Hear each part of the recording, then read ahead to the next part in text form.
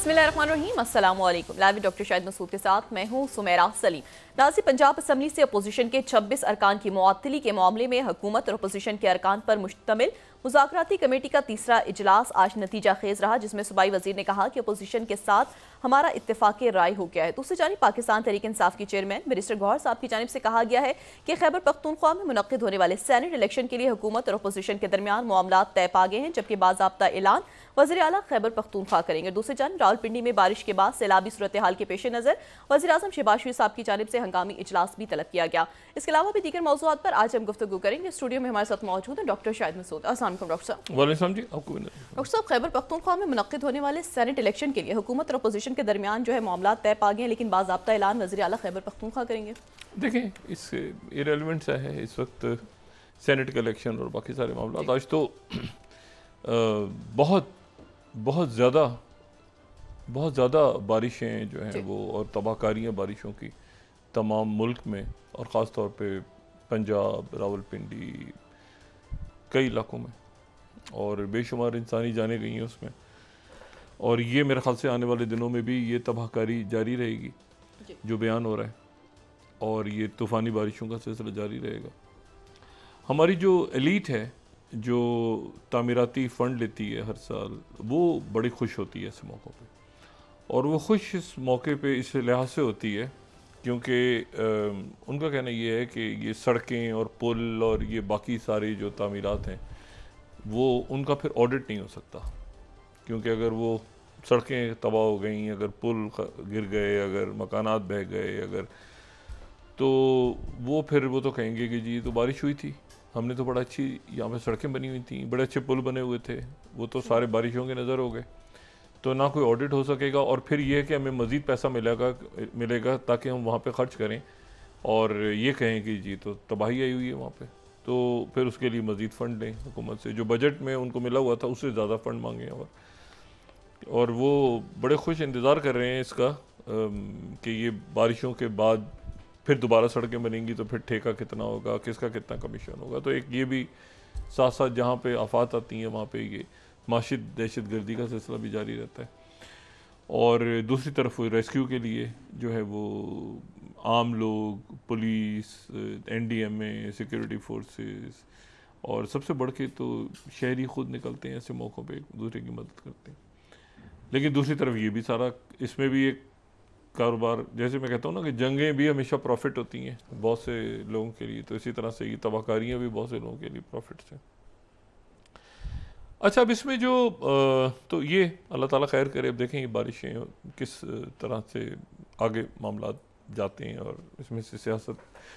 किस रंग रूप में सामने आती है मुल्क की। लेकिन मैं जो दूसरी बात है वो ये आपसे कहूँ कि जो वही बहुत कुछ हो रहा है ख़ित्ते में, और कल जो है वो बहरीन के वली अहद जो है उनसे मुलाकात हुई प्रेसिडेंट ट्रंप की, और उसके बाद जो कतर के वली अहद और वज़ीर आज़म मोहम्मद बिन अब्दुर्रहमान असानी, उनके साथ एक डिनर किया प्रेसिडेंट ट्रंप ने। उसकी कोई तस्वीर वगैरह या मीडिया टॉक या सच कोई सामने हमारे नहीं आई, लेकिन वो काफ़ी अहम था, और उसमें जो गुफ्तगू हुई वो भी सामने नहीं आई जो कतर के वज़ीर आज़म और उनके वली अहद के साथ हुई। लेकिन उसमें काफ़ी हद तक गज़ा जंगबंदी के जो मामलात हैं वो तेज़ी के साथ आगे बढ़े हैं, और इसराइल जो है वो मुकम्मल तौर पे क्योंकि उनकी हुकूमत भी, नेतन्याहू की हुकूमत भी गिर रही है, आगे पीछे उसके इत्तेहादी भी साथ छोड़ रहे हैं उसका, और शदीद आलमी दबाव भी है। तो उसमें जो आखिरी इतलात हैं वो ये हैं कि उसमें वो मोराग कॉरिडोर जो दरमियान में इन्होंने अपनी फ़ौज वहाँ भेजी थी, और उसमें रफ़ा का जो एक इलाका है पूरा उसको अलग करने की बात की थी बाकी गज़ा से, तो वो मोराग कॉरिडोर से भी जो है वो खान यूनस और बिल्कुल ये रफ़ा का इलाका के यहाँ पे एक ह्यूमैनिटेरियन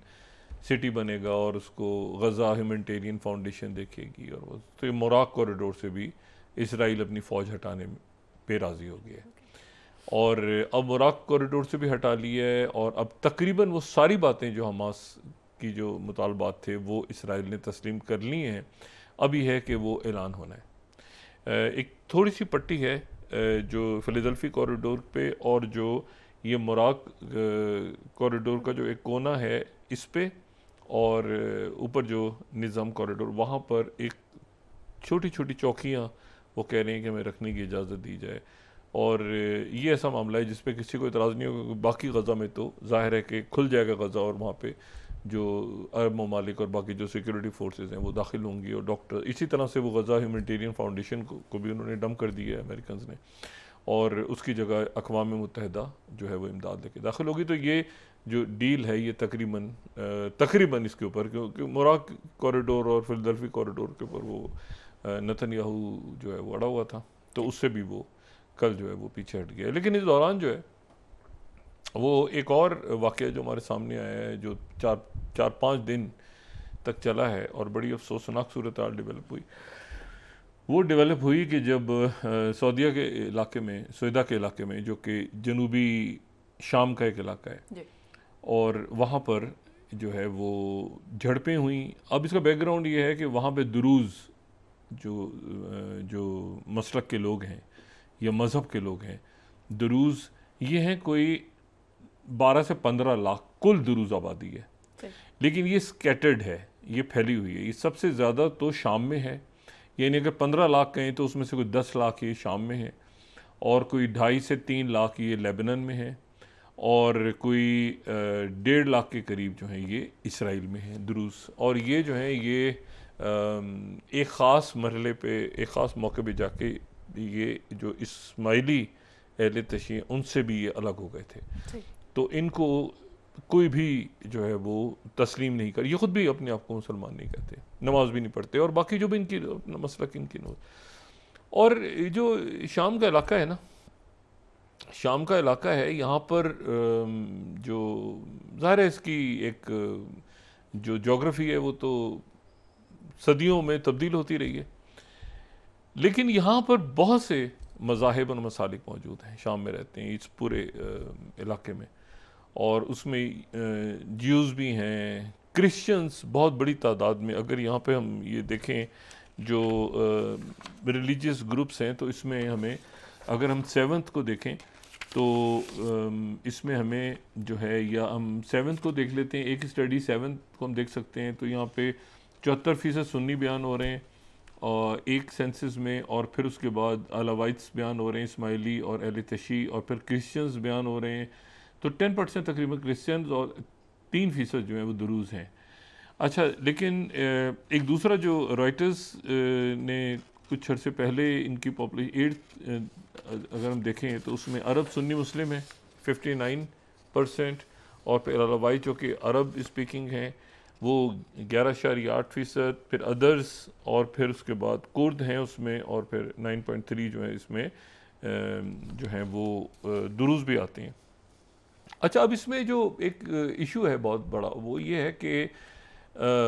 जो दुरूज़ हैं वो, अच्छा यहाँ यजीदी एक मसलक, यजीदी एक मज़हब यजीदी भी है, और वो सामने नहीं आते, उनका बड़ा कत्लेआम हुआ ये दाइश के हाथों, यजीदी। तो मेरा जब वहाँ जाना हुआ सीरिया के और इराक़ के इलाकों में, तो मैंने कभी यजीदी नाम सुना नहीं था, तो मेरा कोई जहन में आया कि ये कोई यजीद के साथ कोई यजीदी बड़ा अजीब सा नाम है। तो पता चला कि ये ना अहले तशी हैं, ना क्रिश्चियंस हैं, ना ये मुसलमान हैं, ना ये हिंदू हैं, ये कुछ भी नहीं है, बल्कि इनका जो मज़हब है, उस मज़हब का बुनियादी नुक्ता ये है कि खुदा और शैतान के दरमियान जो है वो सुलह हो गई थी, यानी माफ़ कर दिया था। अच्छा, अब ये बड़ा जी मामला है कि अगर शैतान को माफ़ कर दिया था तो फिर ये दुनिया में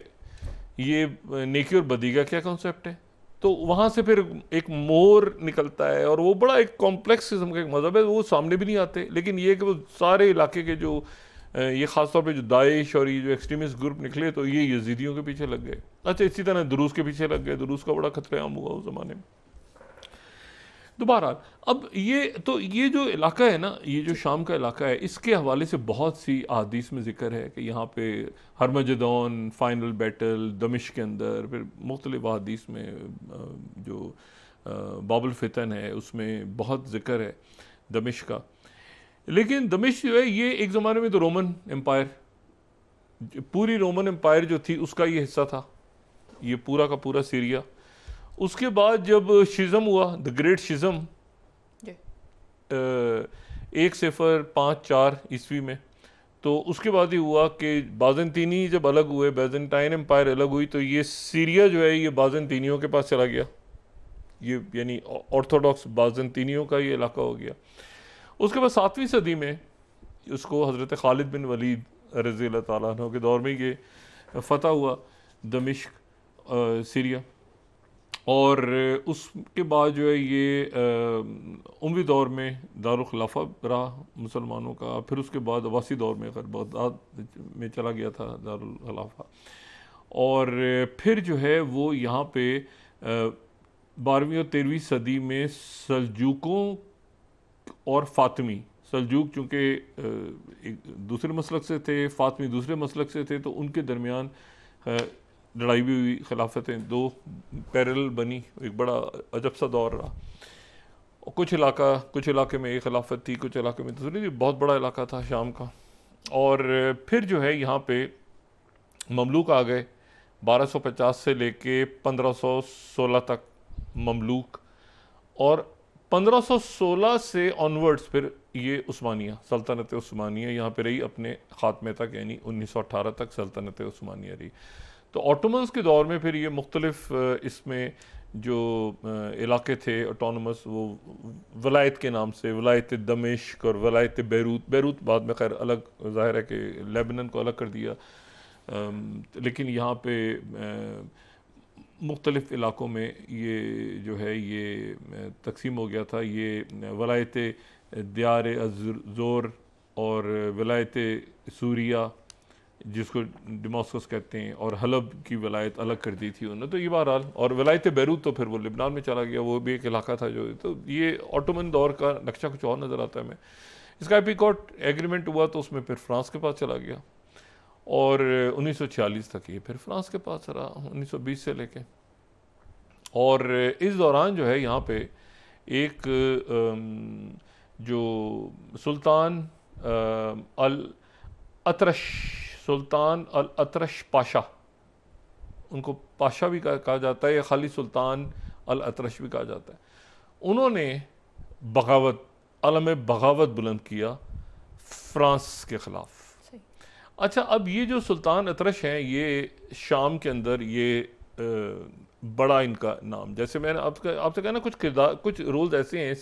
जो कि अक़लियती किसी यानी जैसे सलाउद्दीन अय्यूबी कुर्द थे तो बहुत ज़्यादा डिस्कशन नहीं होता, बल्कि मैं सलाउद्दीन अय्यूबी के मज़ार पे गया दमिश्क में, तो वहाँ पे बड़ी सिक्योरिटी थी, वो चेक कर रहे थे हर एक को आते जाते को कि यहाँ पे ये कुर्द जो हैं, ये कुर्द हैं सुल्तान सलाउद्दीन अय्यूबी, तो क्या इनके मज़ार का, और मज़ार उनका बहुत कोई अच्छी हालत में नहीं था। अच्छा, ये जो सुल्तान अल अतरश हैं, इन्होंने जनाब आलम बगावत बुलंद किया फ्रांस के ख़िलाफ़, और इनकी बड़ी अच्छी दोस्ती थी शरीफ मक्का से। और शरीफ मक्का के बेटे जो फैसल, जिनको कुछ अरसे के लिए एक यहाँ पे किंगडम ऑफ सीरिया भी बनी थी, वो बाद में खैर ख़त्म हो गई तो इराक़ के बादशाह बन गए थे वो, उनके साथ भी दोस्ती थी। लेकिन इन्होंने बहुत से लोगों को इकट्ठा किया और इन्होंने एक बगावत की, और वो बगावत आगे जाके जो है वो उसने बड़ा एक रंग रूप लिया, और वो फ्रांस के ख़िलाफ़ पहली बगावत थी, अरब रिवॉल्ट था सीरिया से। लेकिन इनका नाम ज़्यादा डिस्कस नहीं होता क्योंकि ये दुरूस थे, ये दुरूस थे, तो दुरूस चूँकि अक़लियत में है वहाँ पे, तो दुरूस थे, तो इनका नाम डिस्कस नहीं होता। लेकिन ये कि इनका जो इंतकाल है ये 1982 में हुआ सुल्तान अतरश का।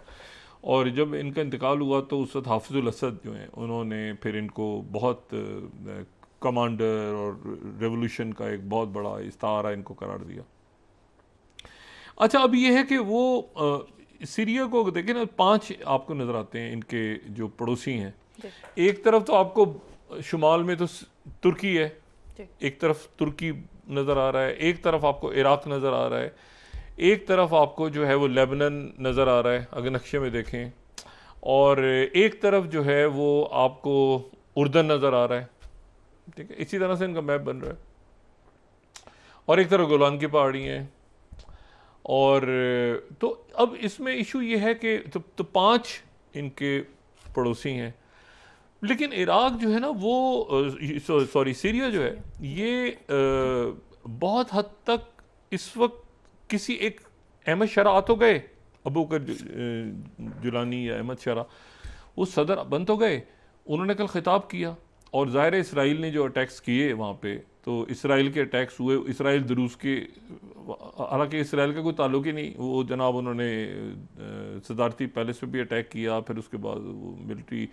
जो हेडक्वार्टर है उस पर भी अटैक्स किए, उसके बाद मार्को रूबियो बैठे हुए थे वहाँ पे बहरीन के वलीयत के साथ, उन्होंने मीडिया से बात की, उन्होंने कहा हम इसको ख़त्म करवा रहे हैं, वो अमेरिकन परेशान की क्या नया रौला यहाँ पे पड़ गया, कि अमेरिकन इसलिए परेशान की बेसिस है ना यहाँ पे,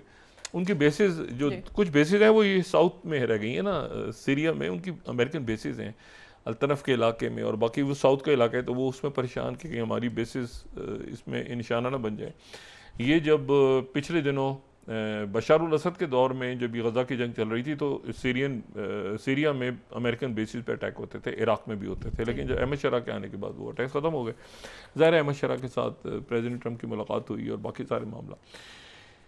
लेकिन यह है कि जो अहमद शरा के लिए सबसे बड़ा चैलेंज है, एक तो उन्होंने खिताब किया और उन्होंने खिताब के अंदर उन्होंने इसराइल को रगड़ा लगाया और उन्होंने कहा इसराइल जो है ये एक पूरी साजिश कर रहा है, मुनज़्ज़म साजिश कर रहा है कि मुल्क में खाना जंगी करवाए और ये दुरूज़ जो हैं उनको लड़वाए बाकी कौमों के साथ। और मैं शाम की सिक्योरिटी फोर्सेस को फौरी तौर पे कह रहा हूँ कि वो जो ये सारे दुरूज़ के इलाके हैं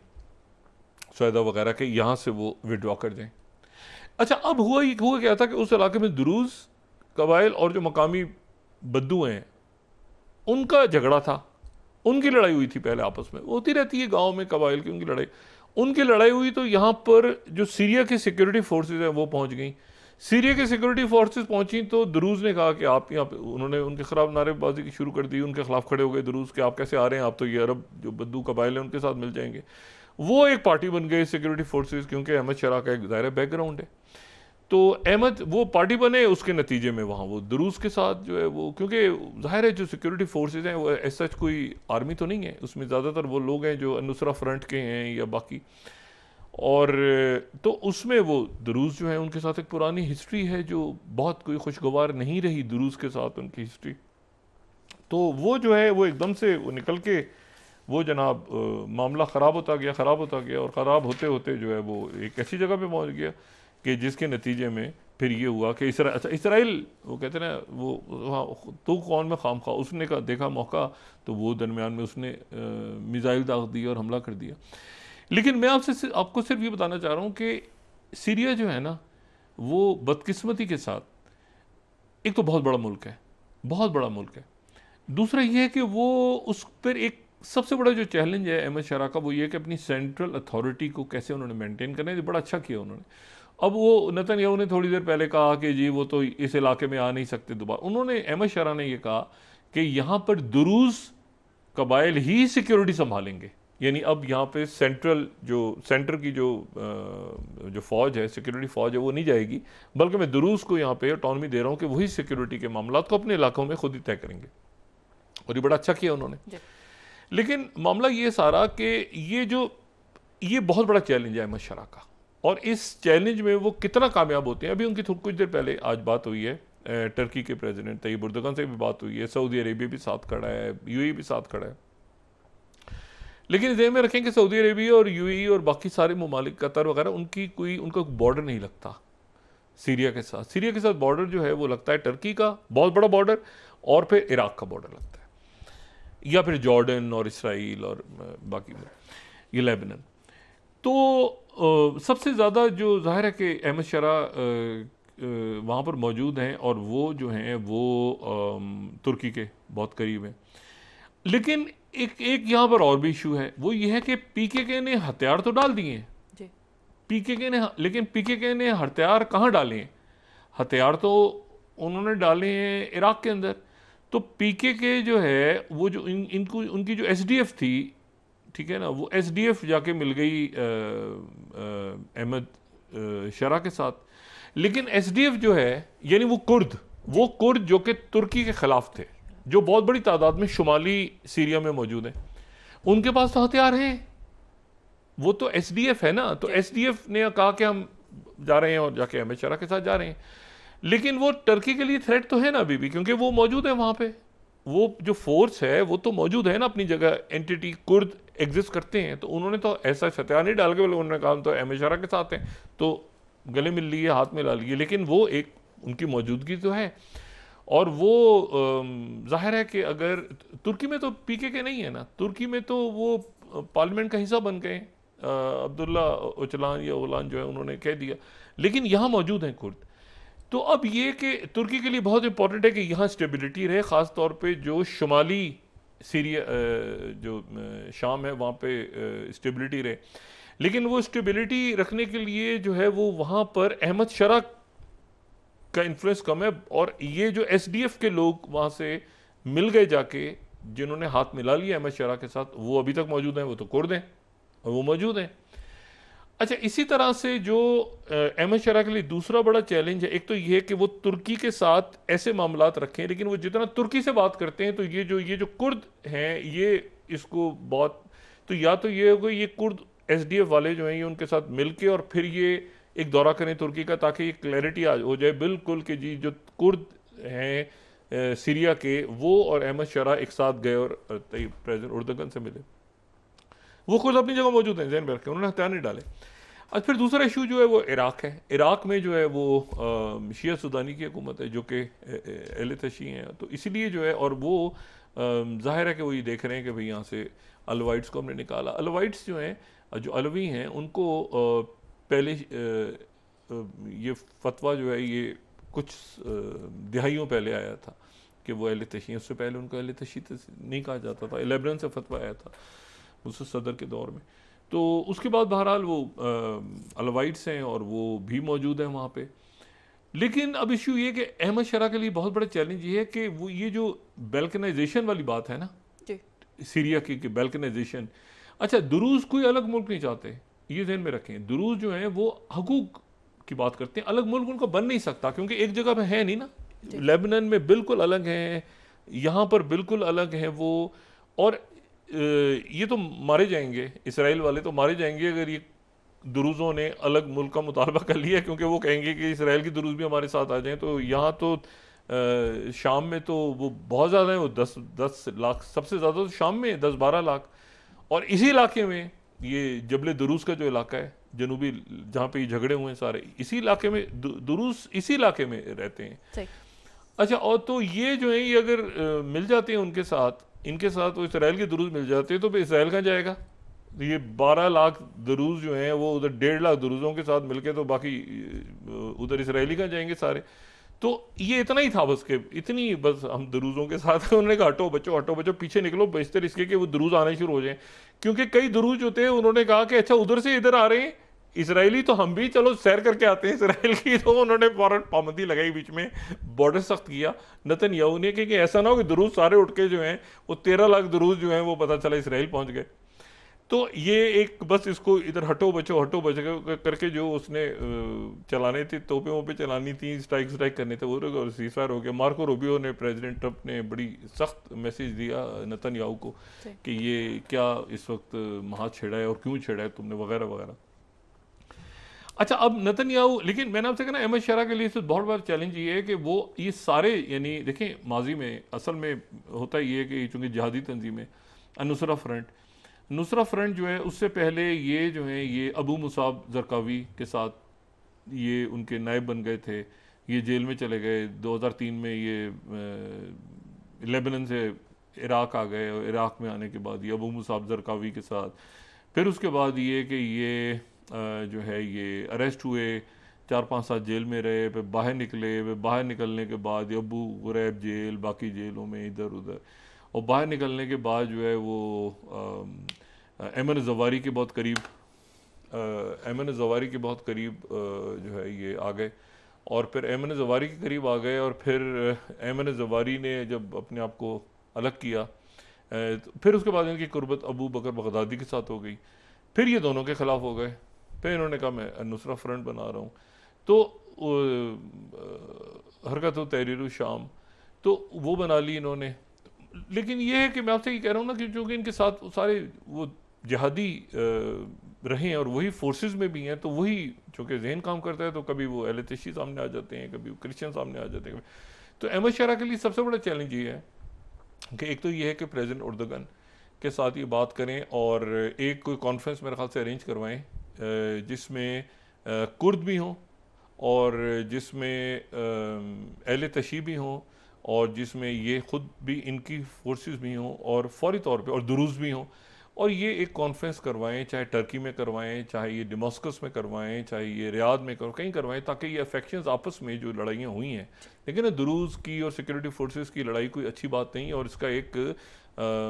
आप समझ लें कि एक एथनिक पहलू है और वो बहुत पुराना है, वो सदियों पुराना है, तो इतनी जल्दी तो ख़त्म होने से रहा। तो ये बहुत ज़रूरी है कि ये इस तरह की कॉन्फ्रेंस करवाएं, वरना ये बाल्कनाइजेशन की बातें भी हो रही हैं कि भाई एक इलाका ऐसा है तो वो कुर्द ले जाएं और वहाँ पर उनकी से नहीं है, तो दुरूज़ अब यहाँ सिक्योरिटी फोर्सेज नहीं आ रही ना, ये माहिदा हुआ है कि सिक्योरिटी फोर्सेज विड्रॉ हो गई, तो पता नहीं ये दुरूज़ों के पास चला गया, एक इलाका कोई ले गया, एक इलाका। तो ये बहुत इंपॉर्टेंट है कि ये और टर्की जो कि बहुत बड़ा है तो उसमें, और ये बड़ी अच्छी स्पीच थी रात को इनकी, इन्होंने कहा बिल्कुल सिक्योरिटी फोर्स से पीछे करें, इसराइल क्याओस क्रिएट कर रहा है, लड़वा रहा है बीच में, और साथ ही इन्होंने जो है वो अब देखें ना, बशारुल असद के जाने के बाद वो स्टेबलाइज हो जाना चाहिए था, ख़ासतौर पे एसडीएफ के खात्मे के बाद तो बिल्कुल ही स्टेबलाइज हो जाना चाहिए था सीरिया को, लेकिन वो स्टेबलाइज इस वाक़े से पता चला कि वो डिस्टेबलाइज करने की उसको कोशिश इंटरनल फैक्टर्स भी थे और इसराइल भी था जिसने हमले करके। अच्छा, अब इशू ये है कि अगर फ़र्ज़ करेंगे ये जवाब में हमला करें इस वक्त इसराइल को पे जवाबन अटैक हो, तो कहाँ अटैक हो? आज आपको पता है फिर हूथीज़ ने दोबारा बेंगोरियन एयरपोर्ट उड़ा दिए। वो बेंगोरियन एयरपोर्ट तो एक कबाड़िए की दुकान बन गई है ना, उसमें जहाज़ पता नहीं कोई खड़ा है नहीं खड़ा, वो इलात की जो बंदरगाह है वहाँ पर भी जनाब वो भी और हैफा भी, वो तो भरकस बना हुआ, कबाड़िया भी अब जाएगा ना तो पता नहीं बेंगोरियन पे क्या खरीदेगा जाके। तो अब वक्फा लें, पे उसके बाद बात करते हैं कि उधर अच्छा वक्फे के बाद बात करते हैं जी। नाज़रीन वापस आते हैं छोटे से ब्रेक के बाद।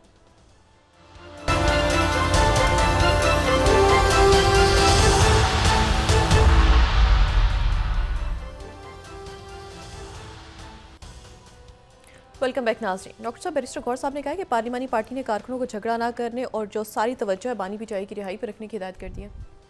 करना चाहिए जी, आपस में तो लड़ाई इतनी ज़्यादा हो गई है कि मैं इस पर बात इसलिए नहीं करता कि मुख्तलिफ शख्सियात से बात होती है तो वो मुख्तलिफ शख्सियात जो हैं वो खान साहब से ज़्यादा वो एक दूसरे के साथ उलझते इस वक्त नज़र आते हैं, तो इसलिए ये है कि ये इनको चाहिए कि जो इश्यूज़ हैं वो तय करें, तहरीक चलनी है तो उसको जो भी है वो पॉलिटिक्स। मैं आपको सिर्फ एक बात ही बताऊं, लेकिन मैंने आपसे कहा ना कि ये इतनी एक अजीब सी बात होती है कि ये बहुत ज़्यादा इनमें जो है ना ये प्रॉब्लम है इस वक्त, और मेरा ख्याल है कि इनकी क़यादत, सारी तहरीक इंसाफ की क़यादत को चाहिए कि जो भी इश्यूज़ हैं वो पब्लिक में कम से कम ना लाएँ। गैब्रियल रोमानीली हैं, ये गज़ा में कैथोलिक वाहिद कैथोलिक चर्च जो है जो गज़ा में मौजूद है उसके उसको देख रहे हैं, उसके पोप हैं, और ये जो हैं ये इनके ऊपर इस चर्च में पे आज इसराइल ने चर्च पे अटैक किया। ये पोप के वेटिकन के बहुत करीब है और एक ऐसी जगह पे मौजूद है, जाहिर है कि बिल्कुल जंग के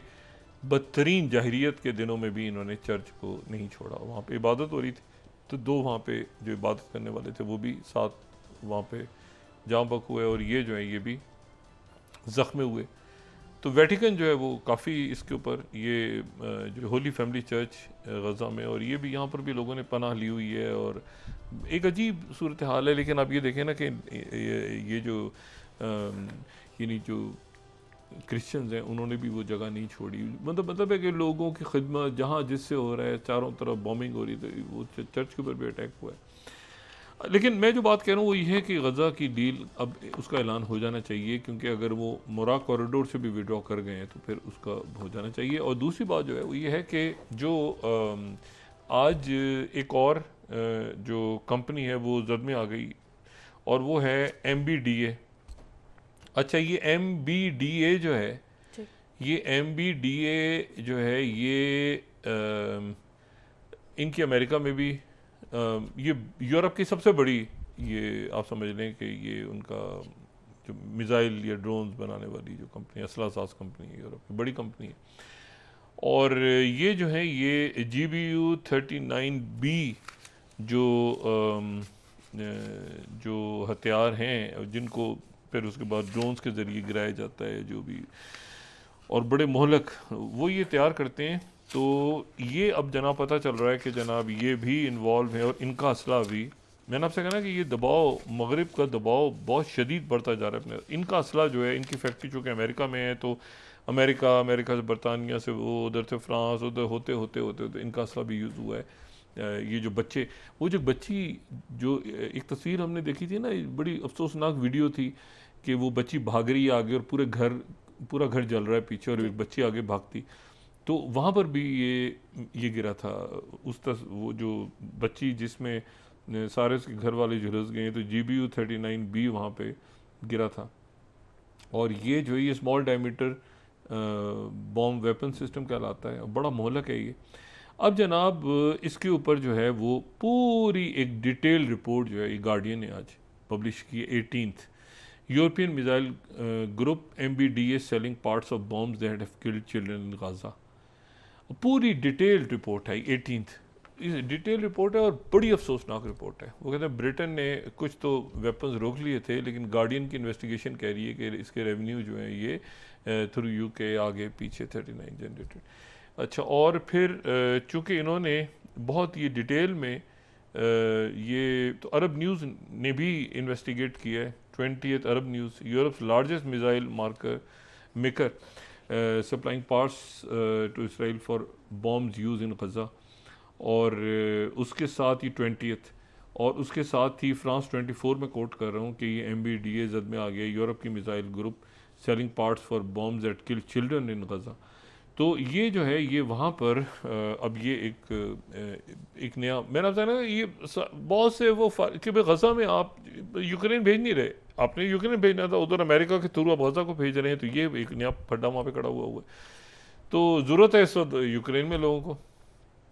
उनकी आज जो है वो नई वज़ीर आज़म मुंतखब हो गई हैं।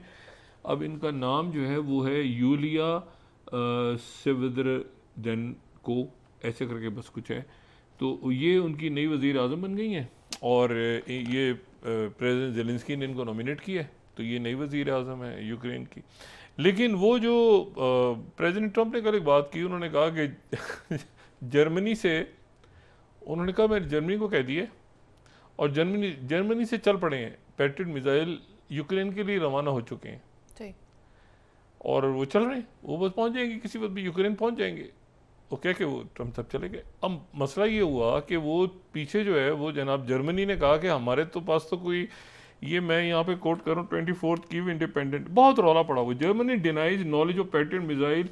And Ukraine contradicting Trump's claim. उन्होंने बैठे उन्होंने ट्रम्प ने कह दिया वो तो चल पड़े, वो किसी वक्त पहुंच जाएंगे, रात को सुबह आगे पीछे किसी वक्त पहुंच जाएंगे। वो पहुंचे ही नहीं, पता नहीं पैदल चल रहे हैं, पैट्रियट कहाँ चल रहे हैं। न्यू यूक्रेन, ये परेशान है यूक्रेन वाले। 25th जर्मनी ने रिफ्यूट कर दिया ट्रम्प का स्टेटमेंट कि पैट्रियट डिलीवरीज कहाँ हो रही हैं भाई, यूक्रेन को कहीं पर भी नहीं हो रही। तो ये जो है ये एक बड़ा मामला। अच्छा, दूसरा जो मसला है वो ये है कि उन्होंने, प्रेसिडेंट ट्रंप ने जो है वो कहा कि ये हॉक्स है, यानी एक अफसाना है एप्स्टीन मिसाइल, वो प्रेशर बन रहा है चारों तरफ से, वो बड़ा शदीद दबाव बढ़ गया अब ये एप्स्टीन फाइल्स को पब्लिक करने के लिए।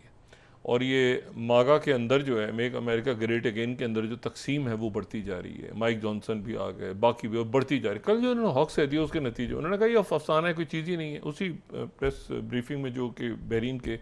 जब उनके वलीअहद बैठे हुए थे। लेकिन तो ये एप्स्टीन फाइल्स अब पैम बोंदी जो हैं वो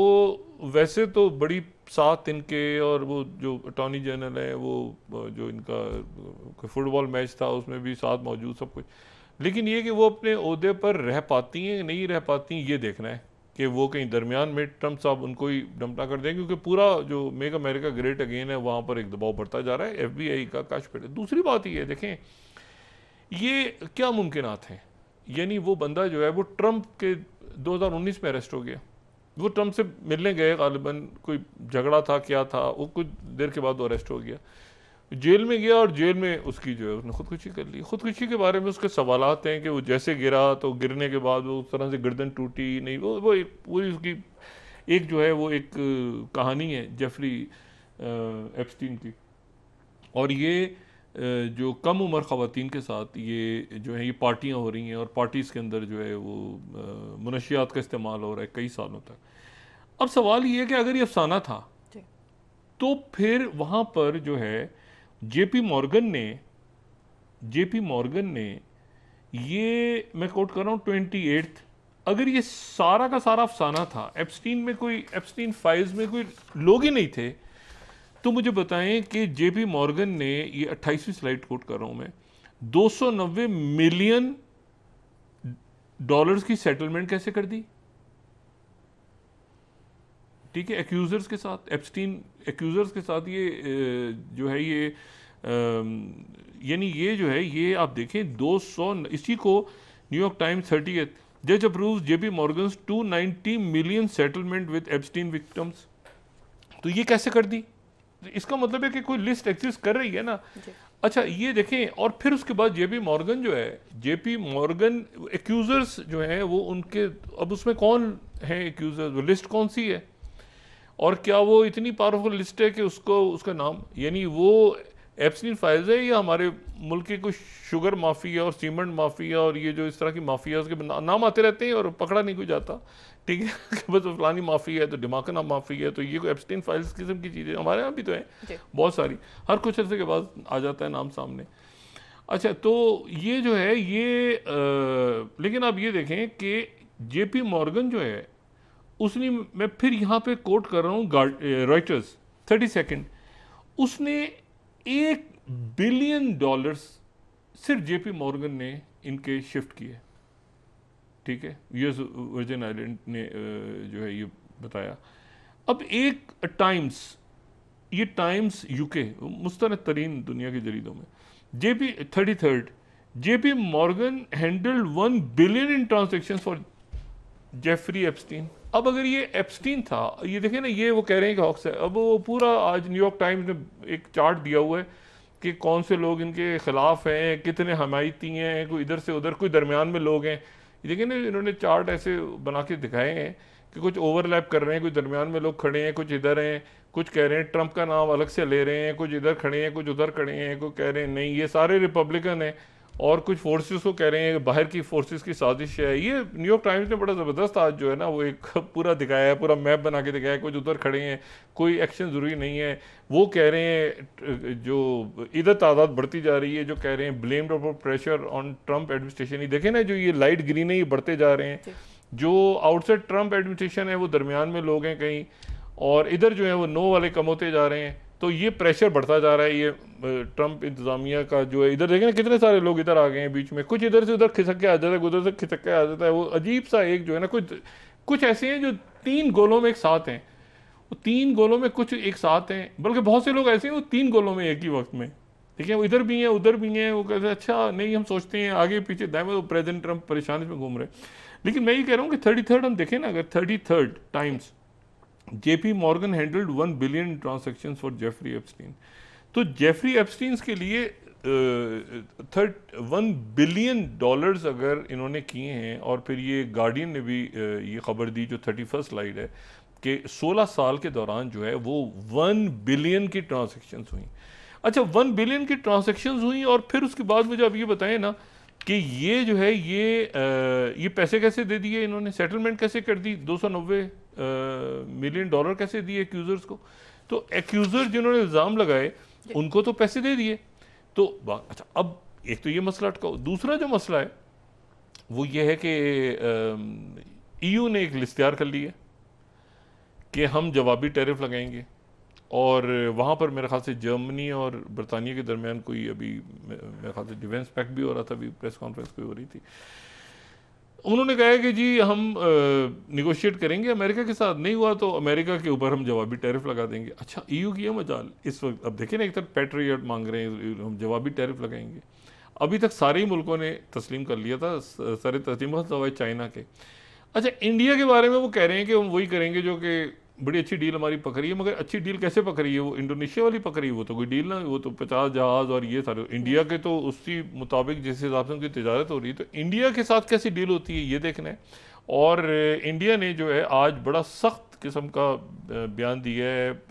उन्होंने कहा है कि किसी किस्म की हम जो है मुदाखलत, ये जो बात की है उन्होंने कि रशिया से ऑयल ना लें और बाकी सारे मामला, उन्होंने कहा इसको कबूल नहीं करेंगे, हर सूरत में उनको रिजेक्ट करेंगे और किसी किस्म की बात नहीं मानेंगे अमेरिका की। तो ये टैरिफ के मामले पे फिर क्या होता है क्या नहीं होता, ब्रिक्स का मेंबर भी है, उसके साथ ही वो, तो इंडिया जो है इस वक्त वो देखना है कि उनके साथ किस तरह से मामला तय होते हैं आगे। और ये क्या वो प्रीमियर शी जिनपिंग ने एक बात की है अभी पिछले दिनों, बड़ी उन्होंने कहा कि प्रीमियर शी जिनपिंग ने कहा है कि हम दुनिया पे रूल नहीं करना चाहते, किसी तरह से हम नहीं चाहते कि दुनिया पे हुक्मरानी करे चाइना, लेकिन जो हमारे इलाके हैं उन पे किसी किस्म का हम समझौता नहीं करेंगे। जो इलाके हमारे हैं वो हम ज़रूर लेंगे और वो हमारे इलाके हैं, हम पूरी दुनिया नहीं चाह रहे, हम वो इलाके जो हमारे इलाके हैं उनके ऊपर कोई जो है वो हम बर्दाश्त नहीं करेंगे कोई दूसरा मुल्क आके ये कहे कि वो ये उनके इलाके हैं या वो हमारी जो खुद मुख्तारी है उसमें वो दखल अंदाजी दे। अब इसमें इंडिया, अब इसमें दलाई लामा, इसमें जो है वो ये जो साउथ चाइना सी के बहुत सा पानी है जिसके ऊपर वो तनाज़ात चल रहे हैं, तो उन्होंने कहा कि हम पूरी दुनिया में नहीं चाहते हम, लेकिन जो हमारे, अच्छा और बड़ा ज़बरदस्त उनका जनाब दौरा हो रहा है, एल्बनी जो घूम रहे हैं वो तो उनका 6 रोज़ा दौरा बड़ा ज़बरदस्त चल रहा है। तो देखना ये है कि ये इसमें से क्या चीज़ निकल के सामने आती है। और वहाँ पर जो है वो फिर कल रात को खूब बमबारी हुई जनाब रशिया की, वो 50 दिनों के अंदर पता नहीं क्या बनेगा, वो पैट्रियट मिसाइल ही नहीं पहुंच रहे, यानी वो पैट्रियट मिसाइल, अच्छा वो छोड़ दें, तौरस भी छोड़ दें, वो बाकी जो उन्होंने कहा था चुपके से खबर आई थी ना, चुपके से ज़ेलेंस्की से कहा कि हमला कर दो मॉस्को पे जाकर, उन्होंने कहा सवाल ही पता नहीं तो मैं क्यों बात करूंगा ऐसे, वो तरदीद हो गई। अब मसला ये है कि इस दौरान वो पैट्रियट मिसाइल भी नहीं चले। अच्छा वो EU वाले कह रहे हैं कि 1 मिनट हट जाएंगे, अमेरिका ने कौन सी मदद की, ये तो यूरोप मदद कर रहा है यूक्रेन की, ये अमेरिका ने कौन सी मदद की है,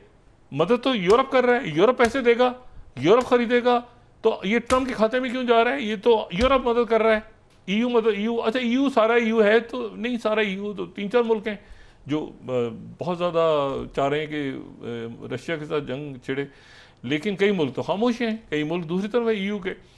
और प्रेसिडेंट ट्रम्प ने जब ट्रक की बत्ती दिखाई है कि मुझसे EU के मुल्क खरीदें और फिर खरीद के यूक्रेन को दे दें, तो ये तो EU के मुल्कों ने दिया ना, फिर ट्रम्प ने कहाँ से दिए,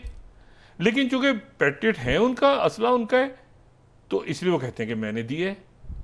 पैसे उनसे लिए, दिया उन्होंने है,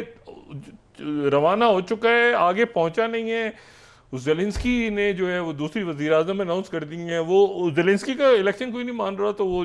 वज़ीर आज़म उन्होंने कहा अच्छा इसको भी टिकट दे देता हूँ, तो वो जो है वो